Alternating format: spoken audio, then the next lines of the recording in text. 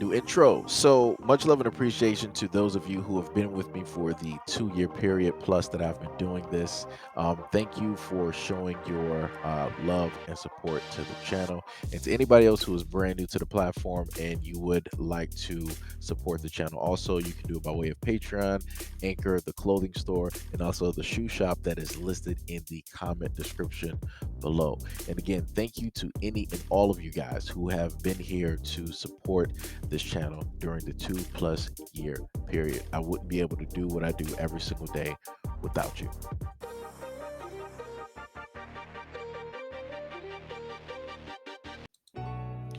The suspect who held a rabbi and his congregation hostage at a Texas synagogue was identified Sunday as a British citizen, as witnesses recall watching the terrifying situation play out on Facebook live stream.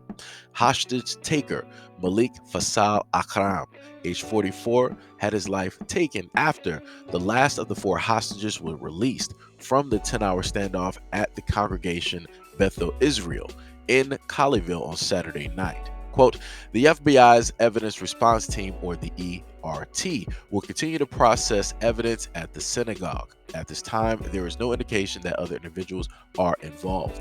The UK Foreigner, Commonwealth and Development Office spokesperson stated in a statement on Sunday, quote, we are aware of the passing of the British man in Texas and are in contact with local authorities.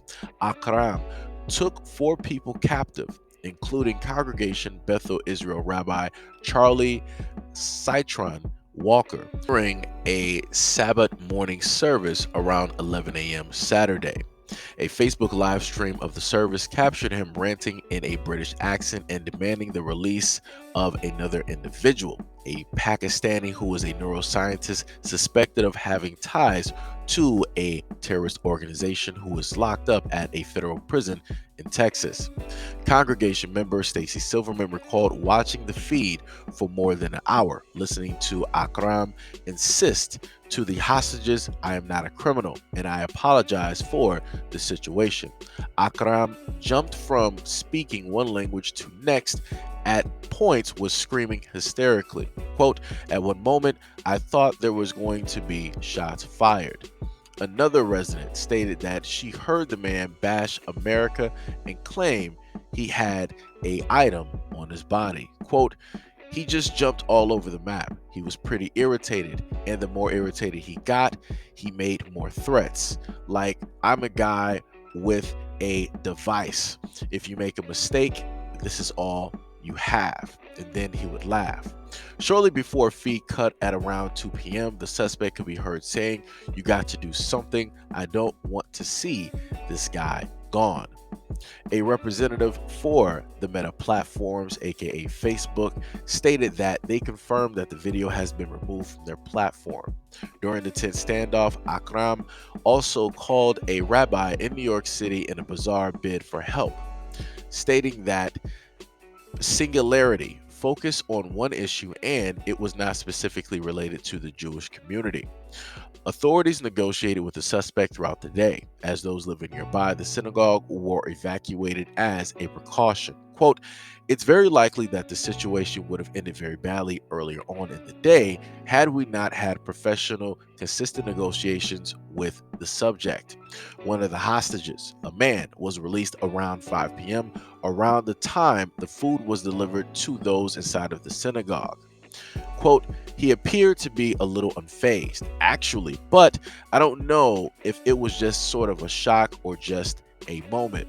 He was calm and grateful to law enforcement and Rabbi Charlie. Dramatic videos showed hostages escaping through a door and Akram emerging with a weapon in his hand before retreating into the building after spotting a SWAT team. Moments later, you could hear gunfire followed by the sounds of an explosion.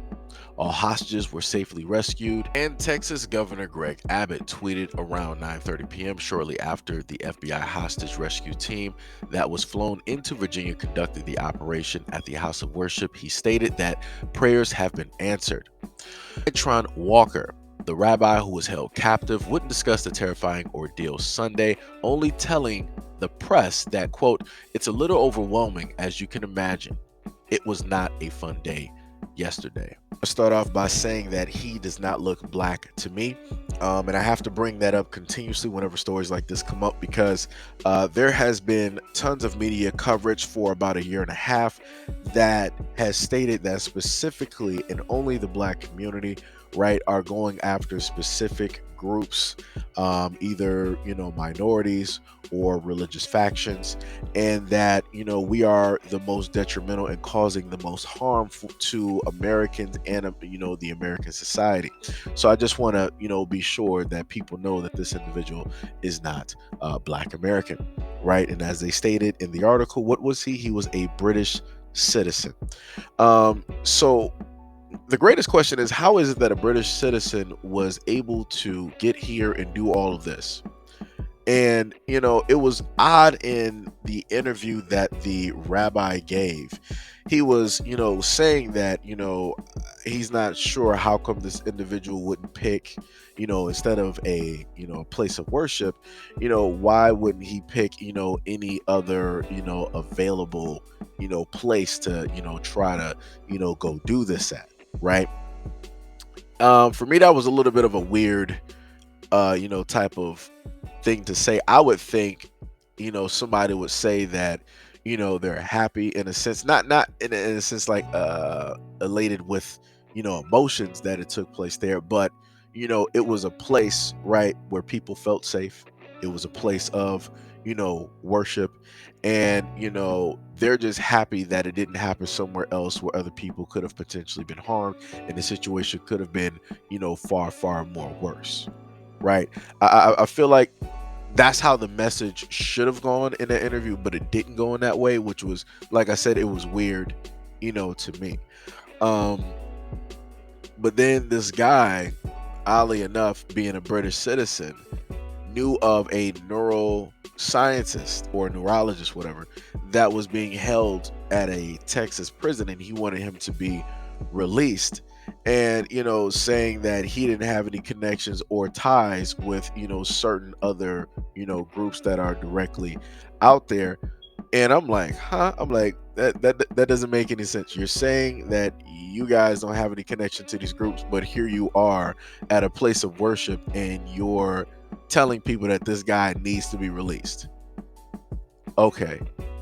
Right. Then you're also there with weapons and then other items as well. So, like I said before, this is a whole completely, weird, type of situation. Like I said, people need to pay attention to a lot of the things that are, that's transpiring directly out here. You got the whole things with, UFOs. You got this with the synagogue taking place. We haven't had an incident when a synagogue happened in actually quite, some time. It was actually at one point that this was almost a consistent thing that would, continuously, transpire. But like I said, I'm happy that nobody got hurt. I'm happy that everybody is safe and sound. I'm happy that people were able to escape, and that none of the hostages, again, were not harmed in any type of way other than, having, a little bit of emotional, discomfort, dealing with the whole ordeal. But the main thing I want to tell Black people is that pay very close attention to the news that is getting put out, and then pay even closer attention to the news that's not getting put out, right?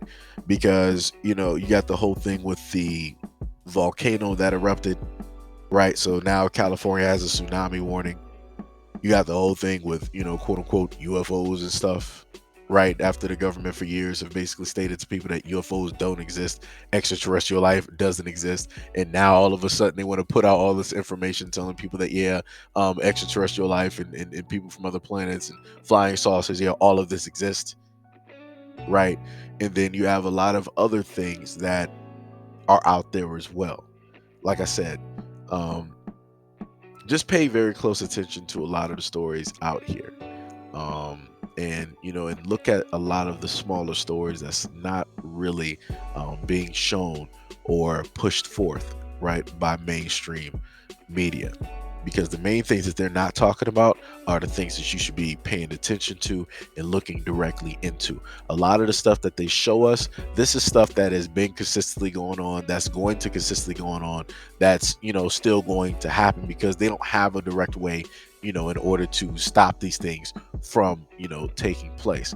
But stories like this and many others will be the main talking points, and they will be the main things that they will rotate every 24 hours when it comes to new stories. And the stories that should have been posted, you'll end up hearing about those a week or two or three or a month from now. Like I said, just be cautious and pay attention. But anyways, let me know what you guys think about the story and everything else that are listed in the comment description below. And as always, peace, love, and stay tuned for the next video.